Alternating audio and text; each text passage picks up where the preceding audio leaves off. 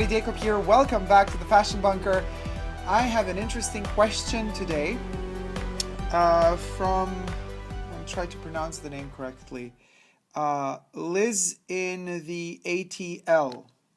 How you doing, sweetie?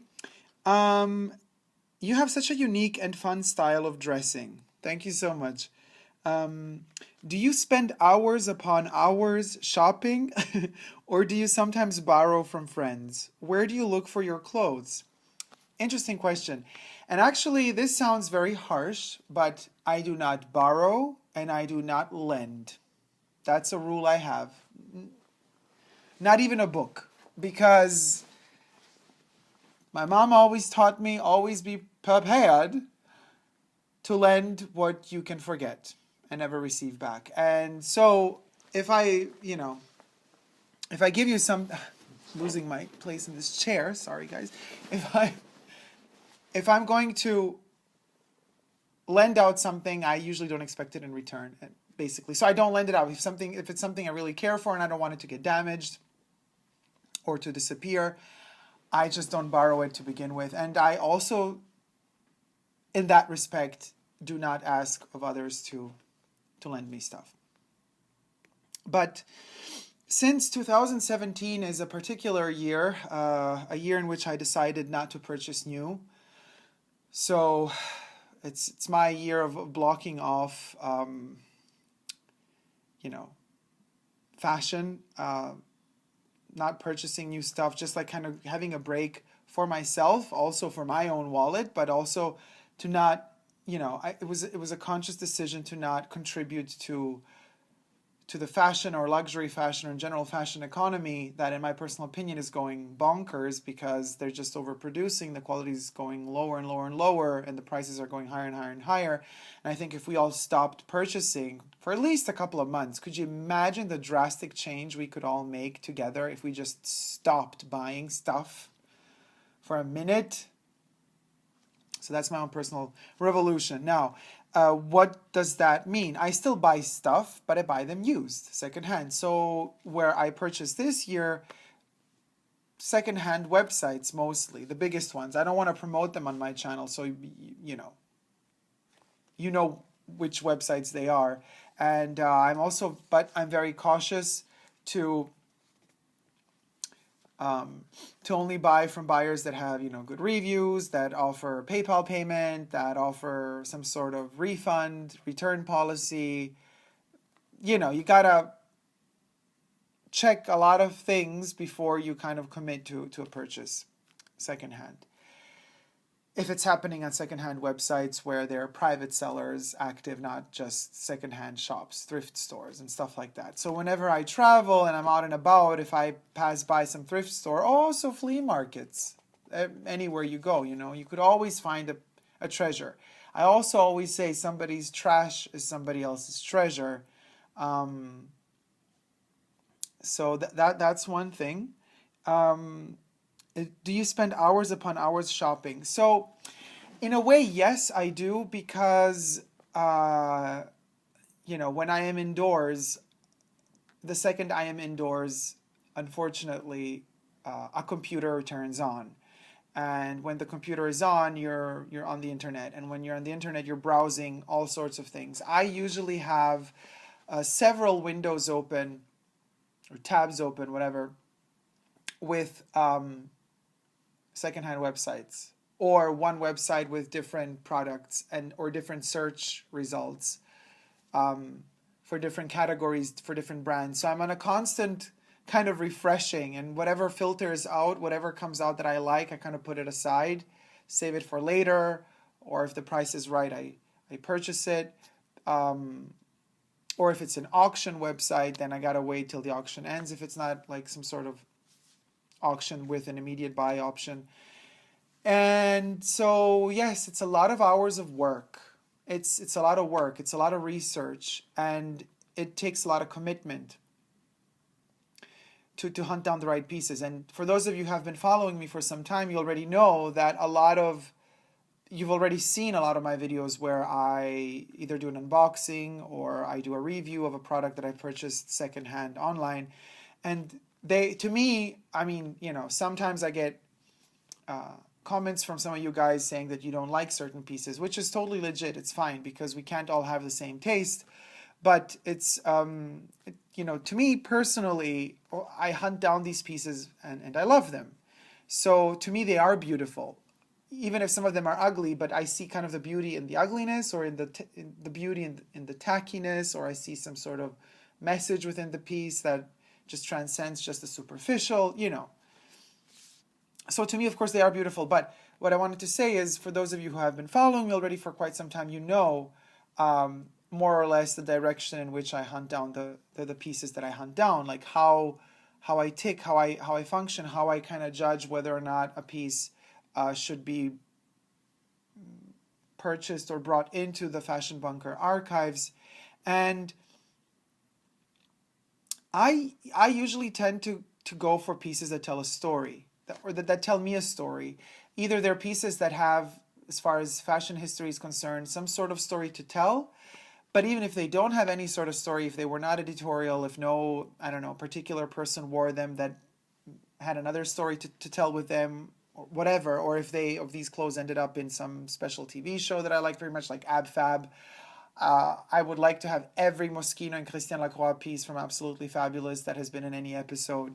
Very difficult to hunt down. I have a particular Moschino jacket, which I've shown in a video of mine in the past. So from Ab Fab, I mean, not from the same exact model was in Ab Fab, but I don't have Edina's actual jacket that they used for the show. That one is probably archived in their Ab Fab continuity archives or whatever. And what is very fascinating to me, because like, where do you look for your clothes? I look for them everywhere, literally. I see potential for clothes in anything. So, as I said, walking on the street, thrift stores, or online, just hunting stuff down. And sometimes, I mean, especially since my channel has been growing and you guys are incredible, you also send me a lot of tips. I get a lot of, you know, tips from you guys in my direct messages on Instagram, or also on Twitter. Also on YouTube here, I get some private messages from you guys, and there, you send me links and stuff, and you ask me, Dacob, what do you think about this? But usually, what you send me are usually new things, like websites that produce new stuff, new brands, and then I look at it. I don't buy that stuff because I'm not buying new, but it's interesting because thanks to you guys, I have discovered a lot of brands I didn't know about. And so that is also time consuming in a way, because like, I'm doing my own research, and then I also have a lot of stuff coming in through social media that I also have to, I don't have to, but I'm very curious by nature. So I look into all those links as well. And then when I actually put something on, that depends on the mood of the day. Like, today I'm feeling alien and sporty, so I have the alien, well, you can see here from, there you go. I have an alien on my chest. I have a Y3 cap on, and I also have a little face hugger alien with me, which I've been thinking, I mean, such a cute little fella. Look at him. He is adorable. I also have the chest buster, Toodles. You've met Toodles on my Instagram account. You can check out my Instagram profile. It's Super Dacob, all spelled together. I post a lot of images before they hit YouTube, so you can always get kind of a glimpse into what's to come if you follow me there. So basically, before Toodles became Toodles, he was a face hugger. So this guy's also kind of Toodles. And so I've been thinking, for example, to transform this little creature into a necklace, or into kind of a headpiece, to add to a hat. I don't know. So I have all of these props and a lot of details and a lot of different like products and pieces and tidbits I get here and there. It could also be junk or trash, and I kind of try to find new use for it, to transform it, and to recreate its meaning and significance in a way. And by doing so, I give pieces a new life. At least in my eyes, they have received a kind of a new life. And that is very fascinating to me. That's something I like to do very much. Whether or not these results then get, you know, shown on the street, if I actually wear them on the street or not, I don't know.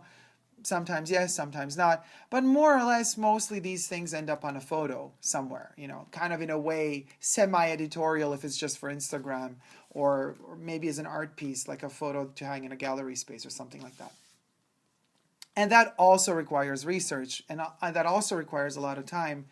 So in a way, for me, shopping is not just kind of in classic terms, what you would consider like shopping for clothes. You know, like, let's go out together on the weekend to the mall, spend a Saturday shopping. That's not how I tick. And actually, going to the mall really exhausts me. I'm not very much for that. I like to do my shopping at home a lot. And if I go out, if I'm going out shopping specifically, I usually pinpoint out the 2 or 3 places I want to go to, and that's it. Then I'm exhausted. I can't do like 50 stores. That's not me. I usually kind of know where I'm going. I go, I know what I want, I get it. And the discovery, most of the time, happens at home through the internet, I would say. Or through friends if I'm out and about, because I usually have friends that are also very well connected, so they would kind of tell me like, oh, you got to check this out or check that out. So it's very quick. I don't lose too much time discovering things. The time I spend the most is experimenting with the products once I receive them. I like to play. I'm like a kid. You know, it's like with toys. I love to play with objects. I never get tired of playing and trying out new forms and shapes with objects that I already have in my possession. So that's something very interesting to think about, because in my personal opinion, a lot of people spend too much time discovering the shops outside, and you know, some people love to do it, but to me it's kind of like a waste of time, because I have to really calculate my time very, very well, because social media is a full-time job. YouTube is a full-time job, seriously, because like, you know, creating a video almost every day is a lot of work. And then keeping up with all the other social media platforms, whether it be Instagram, whether it be Twitter, Snapchat. I mean, Snapchat is dying off. I don't know. I'm not feeling it really. But Facebook, whatever. You're constantly feeding, you know, this monster that is constantly hungry for more and more and more. And actually, you don't even give things the time to process them and digest them, the content that you produce and create. And people already want to see more. And just like at the movies, you know, or as in fashion collections, they always say you're just as good as your last collection was. And in a way, it's like your rating is just as good as your last video was, depending on how many clicks it got, or, you know, how many comments it received. The likes and dislikes, it doesn't matter, because the likes and dislikes on a video is totally irrelevant, because in order to dislike a video, you gotta click and watch it, boom. So even if you just click it to put a dislike, you still gave me a click, so thank you. It makes no difference if you're putting a thumbs down or a thumbs up. Of course, it's nicer to see thumbs up, because in our brains, we think a thumbs up is a positive. But whatever. So it's a lot of work, and I try to kind of focus on that rather than on the out and about looking for shops bit, because that also would suck up a lot of time. But when I'm at home, you know, between 2 takes, between filming 2 videos, or between posting a photo on Instagram, cooking dinner, and oh my God, it's alive! Posting a photo on Twitter. Posting a photo on Twitter? Yeah, you could post a photo on Twitter too. But between all these things, I always find time to, you know, a computer is always on, and there's always research happening constantly for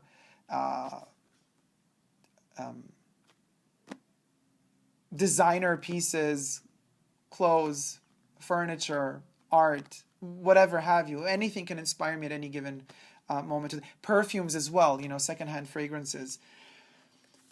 Yes, so, whatever, the alien died. Toodles. So guys, let's pick you up. You can't just, it's so rude of you. You have to say goodbye to the people.